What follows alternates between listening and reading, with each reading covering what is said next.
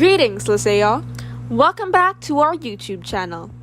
In this video, we will be discussing compound interest and its application in the real world.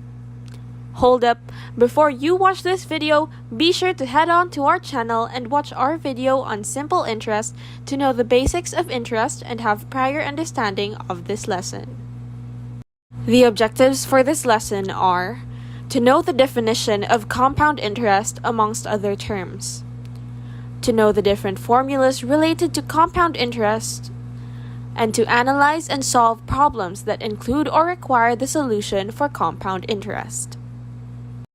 Before we start the discussion, let us first define the necessary terms.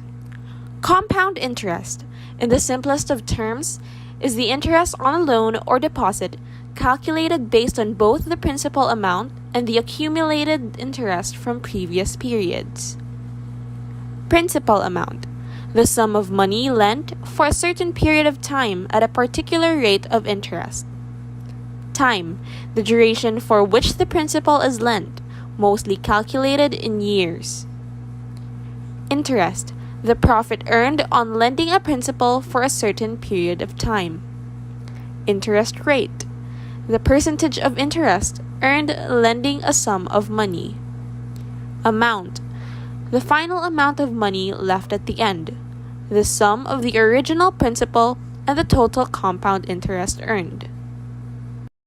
With that said, let us look at the formulas related to compound interest.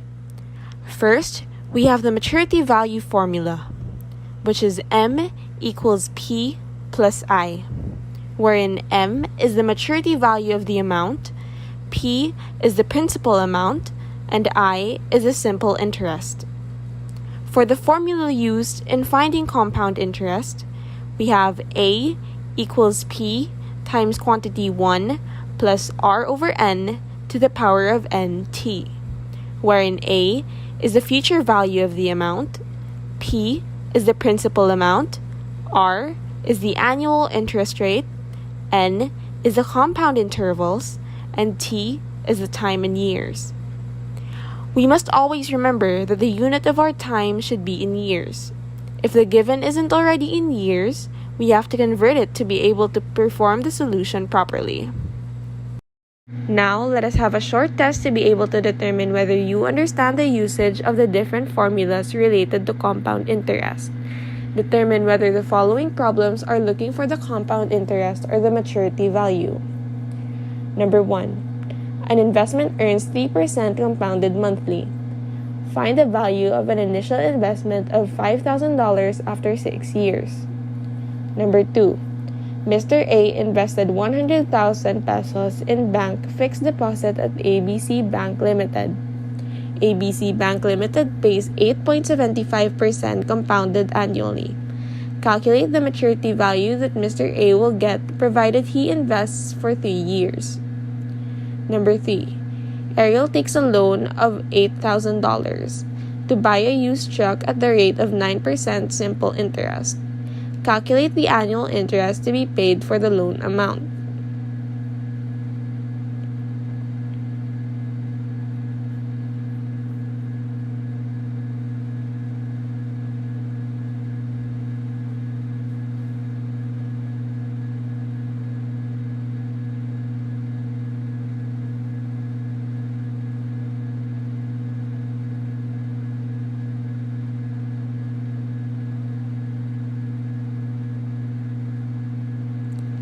Time's up. Are you ready to find out the answer? Answers on the screen in 3, 2, 1. Did you get it all right? No? That's okay. We will now explain why the given problems are what they are. For number 1, the problem tells us to find the initial investment of the amount after 3 years, as well as how often the rate has been compounded. Therefore, we should use the second formula as it has all the values needed to satisfy this problem. For number 2, we have to look for the keywords. The problem's keywords are maturity value. It also includes the necessary variables to have the solution be satisfied. For number 3, what? Why is this one neither? Oh, As you can see, the problem doesn't include the main keywords we are looking for, which are our compound intervals. It even states in the problem that it is simple interest. So, this one is automatically not solvable by the formulas in this lesson. If you got all that down, be sure to keep watching to learn more. If not, you may always repeat this video to your liking. Now, let us have sample problems to apply our knowledge into real-world situations. Problem number 1. Ian would like to know the maturity value if he were to deposit his 48,000 pesos savings into Bangko Ko Incorporated. He finds out that the bank offers a 3% interest rate annually for 4 years. Before we begin solving, we must first identify the values given. P. Our principal value will be 48,000 pesos since that is the amount he wants to deposit. R. The rate would be 3% or 0.03 since he would pay 3% annual interest. T. The time would be 4 years because the problem states that the bank offers the interest rate annually for 4 years. Let us now solve for the maturity value. Wait, we don't have the value for simple interest yet. What do we do? Let us go back and recall the formula for simple interest. I equals P times R times T, where I is the simple interest, P is the principal amount, R is the interest rate, and T is the time in years. All these values are given, so let's solve for the simple interest first. Our formula is I equals P times R times T. First, we substitute the values. It becomes I equals 48,000 times 0.03 times 4. Next, we do the necessary operations. It becomes I equals 5,760. And now, we have our simple interest. With that, we can now solve for the maturity value. Our formula is M equals P plus I. First, we substitute the values. It becomes M equals 48,000 plus 5,760. Next, we do the necessary operations. Thus, M is equal to 53,760. Therefore, the maturity value for Ian's savings would be 53,760 pesos if he were to choose Bangko Ko Incorporated as his bank. Problem number 2. Jeric has 20,000 pesos in his savings account, paying 8% annual interest compounded monthly. At this rate, how much money will be in the account after 10 years? 25 years. Before we begin solving, we must first identify the values given. P. Our principal value will be 20,000 pesos, since that is the amount he already has in his account.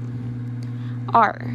The rate would be 8% or 0.08, since he pays 8% annual interest. N. The compound intervals will be 12, since it is stated that it is compounded monthly and there are 12 months in 1 year. T.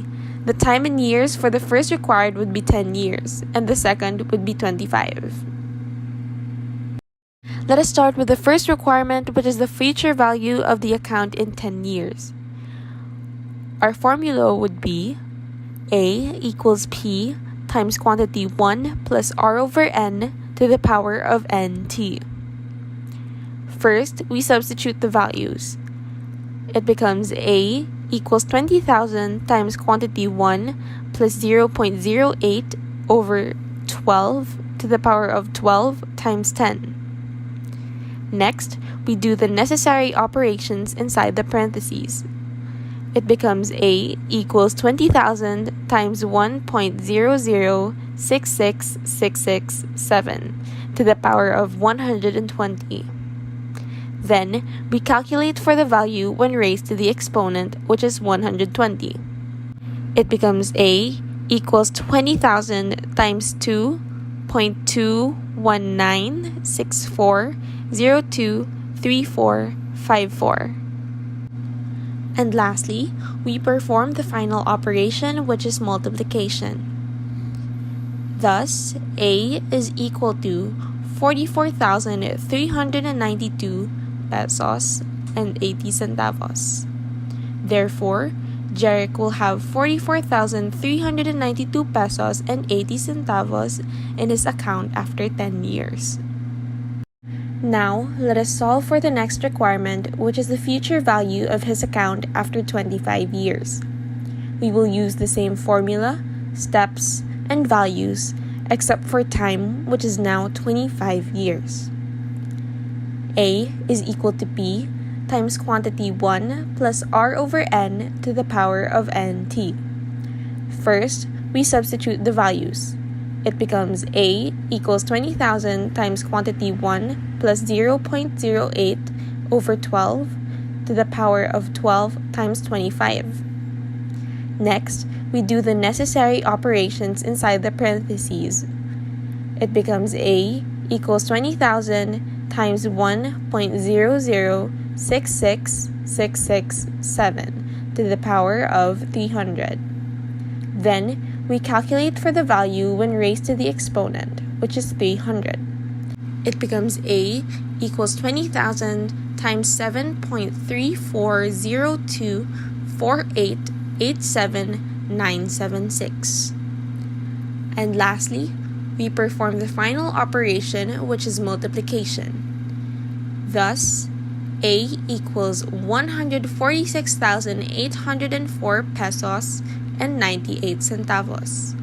Therefore, Jeric will have 146,804 pesos and 98 centavos in his account after 25 years. Let's have a recap. We have learned two formulas today that are related to compound interest, and they are the maturity value formula, M equals P plus I, and the basic compound interest formula, A equals P times quantity 1 plus R over N to the power of NT. We use the maturity value formula in problems that require the variables related to the maturity value and the basic compound interest formula for the same requirements but including compound intervals. Always remember that our unit of time should always be in years. If the given isn't already in years, we have to convert it to be able to perform the solution properly.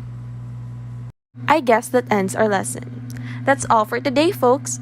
If you learned something from this video, be sure to like, comment, share this video, smash that subscribe button, and click on the bell notifications to stay updated with our uploads. Live Jesus in our hearts forever.